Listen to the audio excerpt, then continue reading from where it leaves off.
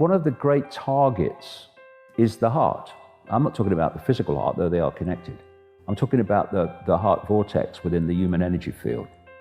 The heart chakra, or wheel of light, as they call it in the East. And you know, we think of love in a certain way, being attracted to somebody or loving your kids. But actually, what I'm talking about, and I talk about this a lot in the answer, it's very different. It includes that, of course. But love in its true sense does not say, I want the best for my kids, although we do, of course we do. It says, I want the best for everybody. And when you open this, it's not just love in the sense that people perceive it. It opens you to infinity. It's our connection to all that is, has been, and ever can be. And through that connection, you have insight, you have knowing. When people have intuitive knowing, where do their hands go? Look, mate, I just know, I just know. This knows because it does know, because it's connected to that which does know. And when you open your heart, you're opening your connection to a level of awareness that allows you, first of all, to see the connections, because you're coming from that level where everything is one. Therefore, you can see the connections in the reality you're experiencing. But one definition I would give for this kind of love is the absence of fear. I would call evil the absence of love. I think that's what evil is. It's the absence of love. You infuse love into evil, it's not evil anymore. It's the absence of love. And this is what this cult is. It's the absence of love. That's why it does what it does. But it's also the absence of fear. Because once you open to this insight, this self-identity, you know there's nothing to fear. Because whatever happens, whatever experiences we're having, there'll be another one along in a minute, we are always an expression, a point of attention within all that is, has been, and ever can be. And however bad the experience we're currently having, that is what we always are. All that is, has been, and ever can be. And so, this does not fear. This will always do what it knows to be right, and therefore does not consider consequences for doing what it knows to be right, because it would never consider doing anything but what it knows to be right. Thus, consequences are irrelevant.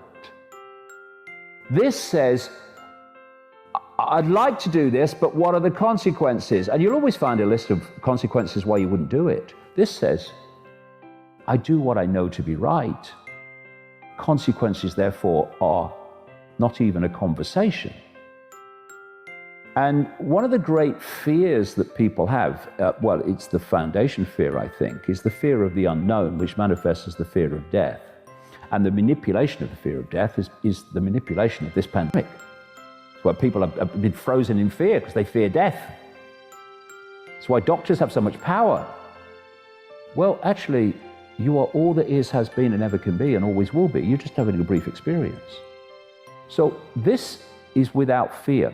It doesn't consider consequences. What I mean by that is it knows that if you cross the road in front of a truck, you're going to get damaged. But I mean consequences of what will people do or think or say about me, what will happen to me for doing what I know to be right. It doesn't even consider those consequences. I never consider them. Because to consider them is to consider not doing what I know to be right, not having it. Because you reach this point of connection and this point of insight, you know, and I'm not sitting cross-legged on a mountain like a Buddha. Anyone can do this. It's our natural state. We're being manipulated into an unnatural state. This is what I'm describing is our natural state.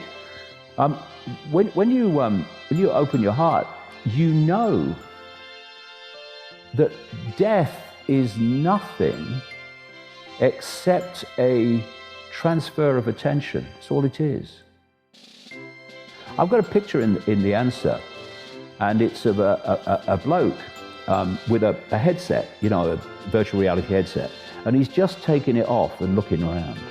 And I put a caption underneath, "My God, I've just died." Because that is what death is, basically. It's taking the headset off. It's moving out of this brief experience into the expansive true self. So when you open this, all this comes to you. You know all this. And therefore, this would never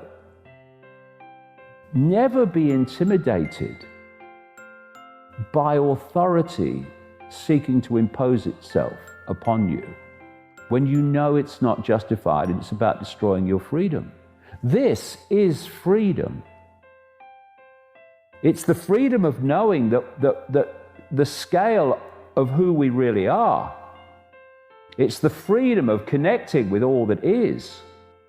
I tell you, when there's a revolution of this, acquiescence will stop. This would never acquiesce to impositions on freedom. Never do it. Always does what it knows to be right. This is the revolution.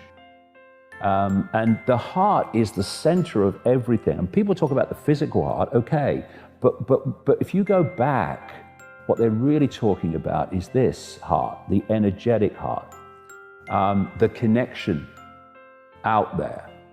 And you look at all the things, all the symbolism through the ages and still today relating to this.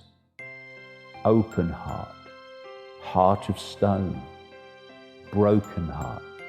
You look at all the phrases relating to the heart, and it's because this is the center of everything. And we've been manipulated to think this is the center of everything. It's not. Do you know that the heart is the biggest electromagnetic field, most powerful electromagnetic field in the body? And this, when it's open, dominates the head. What do people say all the time? What does your head say? Okay, what does your heart say? And they say very different things, because this is out there and this is down here. And when this opens, everything changes, because you change. Everything about you changes. It's what happened to me a long time ago, and changed my life. And everyone can access this whenever they want. Anytime they want. And what I would say is, ditch the bloody labels. Stop identifying with labels. They are a brief experience. Even your name is a brief experience. You are the consciousness having the experience. So when someone says to you, "Who are you?" You are all that is, has been, and ever can be, having an experience. What you call yourself, if you meet someone and people say, "Who are you?" They'll give you their name, they'll give you their job, they might give you their family background, their family history, where they went to school. That's what they're saying they are. Who are you? But that's just what they've experienced. Who am I? All that is, has been, and ever can be, having an experience called David Icke. Very brief, very interesting. The point of attention that I am is an expression of the same consciousness that the point of attention that you are is, and the same with all of us. So racism and all these isms and all these divisions, not only undesirable, they are confirmation that those that go down that road are utterly clueless about the nature of reality and the nature of who they really are. And I see anti-racists who are utterly obsessed with race, when it's just a brief experience. That's all it is. You are what is having the experience. And when that penny drops and this, as a result, opens, game over.